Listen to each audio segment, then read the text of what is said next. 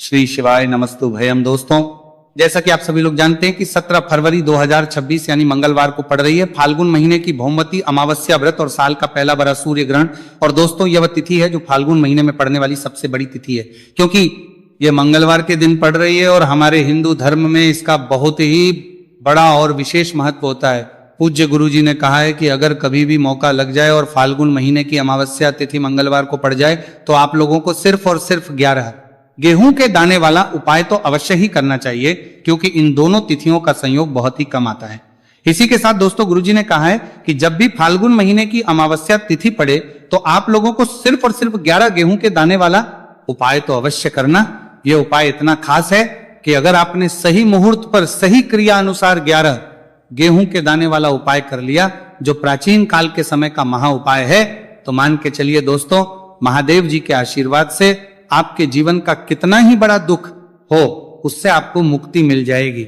आपकी कोई भी मनोकामना हो, मान लीजिए आप नौकरी की तैयारी कर रहे थे तो आपकी नौकरी लग जाएगी, आपका बंद पड़ा व्यापार चल पड़ेगा। और दोस्तों, आप जिस बीमारी से आप बहुत दिनों से परेशान थे उस बीमारी से आपको मुक्ति मिल जाएगी। आपके जीवन में धन आना शुरू हो जाएगा, आपके जीवन में धन आने के नए नए रास्ते खुल जाएंगे और मान के चलिए दोस्तों, फिर आपको किसी भी प्रकार की परेशानी का सामना नहीं करना पड़ेगा। इसीलिए दोस्तों, 17 फरवरी मंगलवार के दिन आप लोगों को इस वाले उपाय को जरूर कर लेना है। भले ही आपने पूरे साल भर इस उपाय को ना किया हो, पर अगर आपने इस फाल्गुन महीने में पड़ने वाली अमावस्या तिथि के दिन अगर इस वाले उपाय को कर लिया तो आपको इस उपाय को करने का वह फल मिलेगा जिसकी आपने कभी भी नहीं करी होगी। इसीलिए आपने लोग इस गेहूं वाले उपाय को एक बार जरूर कर लेना, ताकि आप लोगों के हाथ से यह मौका ना जा सके और आपको इस उपाय को करने का फल मिल सके। दोस्तों, यह उपाय पंडित जी ने अपनी अभी की ही शिव महापुराण की कथा में बताया है। जो इस उपाय को आज हम आपको बहुत अच्छे से समझाने वाले हैं, इस वीडियो को देखने के बाद इस उपाय को समझने के लिए आपको कोई और वीडियो को देखने की जरूरत नहीं पड़ेगी। तो दोस्तों, इस उपाय को आपको कैसे करना है, कब करना है, कहां पर करना, और उपाय को करते समय आपको किन किन गलतियों को नहीं करना है और आपको किन किन बातों का ध्यान रखना है, ये सारी जानकारी हम आपको इस वीडियो में देंगे। तो चलिए भक्तों, उपायों को शुरू करते हैं। अगर आप भी चाहते हैं कि महादेव जी का आशीर्वाद आप पर सदैव बना रहे तो वीडियो को लाइक करें, चैनल को सब्सक्राइब करें और कमेंट बॉक्स में हर हर महादेव जरूर लिखें। और अपने फायदे के लिए, गरीबी दूर करने के लिए इस वीडियो को पूरा देखकर जाना। यदि आज आपने वीडियो को बीच बीच में से देखा, काट काट कर देखा, तो जीवन में आपको कभी सफलता हासिल भी नहीं होगी। दोस्तों, ये 17 फरवरी मंगलवार अमावस्या तिथि का दिन ये इतना खास होता है, इतना महत्वपूर्ण होता है। देखा गया है कभी कभी बड़े बड़े पूजा पाठ अनुष्ठान से जो मनोकामना पूर्ण नहीं होते, वो 17 फरवरी मंगलवार के दिन एक छोटे से उपाय करने से ही आपकी मनोकामना पूर्ण हो जाती है। अब हम समझते हैं इस वाले उपाय को हमें करना किस समय है। इस 11 गेहूं के दाने वाले उपाय को हमें फाल्गुन महीने के मंगलवार के दिन करना किस समय है। तो देखिए, इस उपाय को करने का जो समय है वह सुबह का समय है और शाम का समय है। अब देखिए, यहां पर हम मुख्य रूप से सुबह का समय नहीं बोलेंगे, क्योंकि 17 फरवरी मंगलवार अमावस्या तिथि का दिन है और इस दिन प्रदोष काल के समय का बहुत महत्व होता है। बाकी अगर सुबह के समय भी करेंगे तो भी अच्छा होगा, उसमें कोई भी दिक्कत वाली बात नहीं है। तो चलिए जानते हैं इस विशेष उपाय के बारे में। लेकिन उससे पहले एक प्रार्थना, अगर आप इस चैनल पर नए हैं तो आप इस वीडियो को लाइक करें, चैनल को सब्सक्राइब करें और कमेंट बॉक्स में आप अपनी राशि या अपना नाम जरूर डाल दें, क्योंकि हम राशि से भाग्य भी बताते हैं और भाग्य में चल रही परेशानियों को दूर करने के लिए वो आसान से आसान उपाय भी बताते हैं। तो चलिए, अब हम अपने सबसे पहले उपाय की बात कर लेते हैं। देखो, गुरुजी ने कहा है कि अगर मंगलवार के दिन अमावस्या तिथि पड़ जाए तो इस दिन आपको 11 गेहूं के दाने वाला उपाय तो अवश्य ही करना चाहिए। देखो, ये उपाय यदि आपके जीवन में कर्जा बहुत अधिक है, आपके जीवन में संकट बहुत अधिक रहते हैं, आपके ऊपर बहुत अधिक विपदा आ रही है, बार बार आपको अपने व्यापार में और अपने धन में हानि देखने को मिल रही है कि आपको प्रत्येक कार्य में हानि हो रही है, तो आपको ये उपाय करना चाहिए। देखिए, इस उपाय के लिए आपको 11 गेहूं के दाने आपको लेने हैं। ठीक है, 11 दाने लेने के बाद में आपको जरूरत होगी चावल के दानों की। 11 चावल के दाने और 11 गेहूं के दाने, और चावल के दाने खंडित नहीं होने चाहिए। अब आप कहोगे पंडित जी गेहूं कहां से लेने हैं? देखो, आपको किसी भी किराना स्टोर पर गेहूं के दाने आपको आसानी से मिल जाएंगे, जाकर ले लेना। ठीक है ना, 11 गेहूं 11 चावल के दाने लेने हैं। साथ ही साथ आपको एक तांबे का लोटा है और उस तांबे के लोटे में आपको जल भरना है। जल आपका खुद के घर का होना चाहिए, मंदिर का नहीं होगा। अब आप ये सब सामग्री लेकर पहुंच जाओगे महादेव के शिवलिंग के पास में शाम के टाइम पे प्रदोष काल में। देखो जब आप ये उपाय कर रहे हो तो अपना फेस रखना उत्तर दिशा, नॉर्थ डायरेक्शन की तरफ। अब यहां पर जो मैं आपको क्रम बताने जा रहा हूं ना, उस मेरे क्रम को बहुत ध्यान से सुनिए। महादेव को अगर कोई सबसे प्रिय है ना, तो उनकी सबसे छोटी पुत्री जिनका नाम है माता अशोक सुंदरी, जो आपके पास में चावल 11 दाने हैं ना, उन चावल के 11 दानों को माता अशोक सुंदरी के स्थान पर आपको अपना नाम और गोत्र बोलते हुए समर्पित कर देने हैं ना। और चावल के दानों को रखने के बाद में जो आपके पास में तांबे का लोटा है ना, उस तांबे के लोटे को कहीं पे भी हम जल नहीं चढ़ेंगे। सिर्फ और सिर्फ माता पार्वती का जो हस्तकमल आपको दिख रहा है, यहीं पे गोल गोल आपको समर्पित करना है, उसी जल को, और कहीं नहीं। ना तो माता अशोक सुंदरी के स्थान पर, ना तो शिवलिंग के ऊपर, सिर्फ आपको यहाँ पे गोल गोल जलाधारी पर आपको उस जल को समर्पित करना है। अब आपके पास में बचे हुए हैं 11 गेहूं के दाने और बचे हैं। उन्हीं 11 गेहूं के दाने को आपको अपनी मनोकामना, अपने विशेष कहते हुए महादेव के शिवलिंग के ऊपर अगर आप अमावस्या तिथि के दिन प्रदोष काल में समर्पित कर देते हैं तो आपकी जो भी मनोकामनाएं होंगी, जो भी विश होंगी, महादेव पूरी जरूर करते हैं। अन्न को समर्पण करने से, उस खासकर गेहूं को समर्पण करने से हमारी इच्छाएं पूरी होती हैं। और अगर वह दिन मंगलवार अमावस्या तिथि का दिन हो, तब तो इससे सुंदर संयोग कुछ भी नहीं हो सकता। आपकी इच्छाओं को पूरा करने के लिए स्पेशल बहुत प्यारा सा उपाय आप सभी को जरूर करना है। ध्यान में रखिएगा, ये उपाय प्रदोष काल में करना है।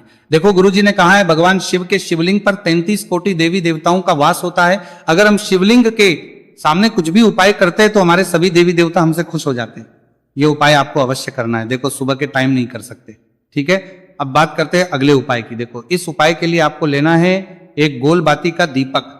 आप चाहे तो मिट्टी का ले सकते हैं या फिर घर से शुद्ध आटा मढ़कर उसका दीपक आप तैयार कर सकते हैं। इसके बाद आपको लेना है शुद्ध गाय का घी। अगर वो नहीं है तो कोई भी देसी घी इस्तेमाल कर सकते हैं, जिससे आपको दीपक प्रज्वलित करना है।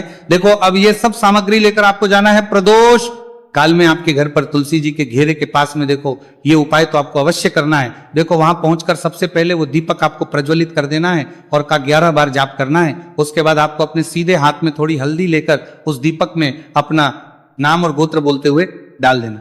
उसके बाद माता लक्ष्मी से आपको प्रार्थना करना है कि हे महालक्ष्मी, हमारी सभी दुख तकलीफों को दूर करो। हे महादेव, हमारे सब दुख कष्टों को खत्म करो। इस भावना से आपको ये उपाय करना है। चलिए अब बात कर लेते हैं दूसरे उपाय की। दोस्तों आप सभी जानते हैं कि मंगलवार अमावस्या तिथि का दिन समर्पित होता है भगवान महादेव को, या कि माता पार्वती को अमावस्या तिथि का दिन समर्पित होता है। और जब भी हम शिवलिंग के ऊपर कोई भी उपाय करते हैं तो इससे हमें एक साथ भगवान महादेव की और माता पार्वती की कृपा प्राप्त हो जाती है।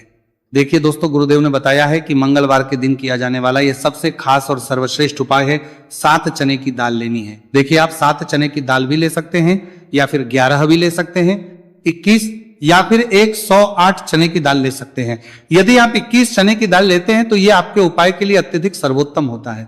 तो इस प्रकार से आप कम से कम 7 चने की दाल ले सकते हैं और अधिक से अधिक आप 108 चने की दाल ले सकते हैं। अब देखिए इसी के साथ में आपको मात्र 1 लोटा शुद्ध जल लेना होगा तांबे के पात्र के अंदर अपने ही घर से, और साथ ही में आपको मात्र 1 से 2 गू के टुकड़े भी लेने हैं। देखिए मंगलवार अमावस्या तिथि का दिन भगवान महादेव को होता है।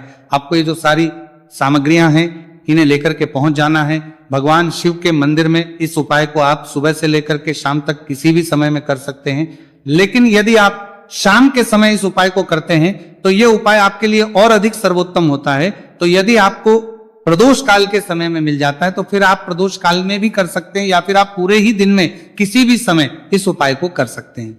शिव मंदिर पहुंचने के बाद सबसे पहले तो आपको दक्षिण दिशा में बैठ जाना है। उत्तर दिशा की तरफ आपको अपना मुख कर लेना है। लेकिन यदि शिवालय में भीड़ है, शिव मंदिर में भीड़ है, तो फिर आप किसी भी दिशा में बैठकर इस उपाय को कर सकते हैं। तो देखिए सबसे पहले आपके पास जो गुड़ के टुकड़े हैं, जो आप गुड़ के टुकड़े लेकर के आए थे, उन्हें आपको शिवलिंग के सामने ही जो आपके पास एक लौटा जल है उस पात्र में आपको ये गुड़ के टुकड़े डाल देना है। इसी के साथ में आप जो चने की दाल लेकर के थे, चाहे आप 7 चने की दाल लेकर के आए हैं, 11, 21 जितने भी आप चने की दाल लेकर के आए हैं, इस चने की दाल के ऊपर आपको जो आपके पास गुड़ वाला जल आपने तैयार किया है, इसमें से थोड़ा सा जल आपको इस चने की दाल पर डाल लेना है। अब देखिए आपके पास जो गुड़ वाला जल है, इसमें से सबसे पहले थोड़ा सा जल आपको श्री गणेश जी वाले स्थान पर समर्पित कर देना है। श्री शिवाय नमस्तु भयम इस मंत्र का जाप करते हुए फिर थोड़ा सा जल आपको श्री कार्तिकेय जी वाले स्थान पर समर्पित करना है। श्री शिवाय नमस्तु भयम इस मंत्र का जाप करते हुए फिर थोड़ा सा जल आपको माता अशोक सुंदरी वाले स्थान पर भी समर्पित करना है। श्री शिवाय नमस्तु भयम इस मंत्र का जाप करते हुए फिर थोड़ा सा जल आपको भयम इस मंत्र का जाप करते हुए फिर थोड़ा सा जल आपको माता अशोक सुंदरी वाले हुए, फिर थोड़ा सा जल आपको माता पार्वती के हस्त कमल पर समर्पित करना है और आपको श्री शिवाय नमस्तु भयम इस मंत्र का जाप कर लेना है। अब देखिए दोस्तों, आपके पास जो सा जल और शेष बचेगा इसमें से आपको केवल थोड़ा सा जल शिवलिंग पर अर्पित कर देना है और अंत में आपको उस पात्र में थोड़ा सा जल और शेष बचाना है। पूरा जल आपको शिवलिंग पर अर्पित नहीं करना है, अंत में आपको थोड़ा सा जल और शेष बचाना है। अब देखिए, आप जितनी भी चने की दाल लेकर के आए हैं, अगर आप 7 चने की दाल लेकर के आए हैं तो आपको 7 बार श्री शिवाय नमस्तु भयम इस मंत्र का स्मरण कर लें। यदि 11 चने की दाल लेकर के आए हैं तो फिर आपको 11 बार इस मंत्र का जाप करना है। जितनी भी चने की दाल लेकर के आए हैं उतनी बार आपको श्री शिवाय नमस्तु भयम इस मंत्र का जाप करना है और फिर आपको ये जो चने की दाल है इसे शिवलिंग के ऊपर ही समर्पित कर देनी है। लेकिन आपको ये चने की दाल बृहस्पतिश्वर महादेव का स्मरण करते हुए ही शिवलिंग पर अर्पित कर देनी है और आपको अपनी मनोकामना को भी बोल देनी है। आप जो भी मनोकामना है, चाहे वो धन प्राप्ति को लेकर हो, नौकरी से संबंधित हो, विवाह से संबंधित हो, या फिर आपके मकान जमीन जायदाद से संबंधित हो, चाहे ग्राहकलेश से संबंधित हो, या फिर किसी भी प्रकार की जो मनोकामना है उसे आपको बृहस्पतिश्वर महादेव से परिपूर्ण करने की प्रार्थना कर लेनी है। और इसके बाद आपके पास जो पात्र के अंदर थोड़ा सा से जल और बचा हुआ था, इसे भी आपको धीरे धीरे भगवान शिव की पर ही अर्पित कर देना होगा। श्री शिवाय नमस्तु भयम इस मंत्र का जाप करते हुए पूज्य गुरु जी कहते हैं कि फाल्गुन महीने का मंगलवार अमावस्या तिथि को जो भी व्यक्ति इस प्रकार से यह चमत्कारिक उपाय कर लेता है तो उसकी जो मनोकामना है वह भगवान लक्ष्मी नारायण की कृपा से तथा महादेव की कृपा से बहुत ही जल्द परिपूर्ण हो जाती है। बात करते हैं अगले उपाय की। देखो, इस उपाय के लिए आपको मात्र 2 लौंग लेनी होगी, या कि आपको लौंग का जोड़ा लेना है। 2 फूल वाली आपको लौंग लेनी है। लौंग का जोड़ा कहीं से भी खंडित नहीं होना चाहिए, इस बात का ध्यान रखें। इसी के साथ में आपको लेना होगा लाल चंदन का पाउडर। देखिए, यदि आपके पास लाल चंदन की लकड़ी है तो उसे घिसकर भी आप चंदन के रूप में प्रयोग कर सकते हैं। यदि पाउडर है उसका भी आप अपने उपाय के लिए प्रयोग कर सकते हैं। देखिए, चंदन जो है वो तेज का प्रतीक माना गया है और साथ ही साथ जीवन के अंधकार को दूर करने का प्रतीक माना गया है। अब इसी के साथ में आपको मात्र 1 तांबे के पात्र के अंदर शुद्ध जल लेना होगा अपने घर से। अब दोस्तों, ये तीनों सामग्री लेकर के सीधे आपको पहुंच जाना होगा भगवान शिव के मंदिर में। देखिए, इसी के साथ में आपको एक गोल बाती का दीपक भी लेना होगा। दीपक आप मिट्टी का भी ले सकते हैं, शुद्ध आटा मढ़कर उसका भी तैयार कर सकते हैं, और दीपक में आप शुद्ध घी का प्रयोग करना है।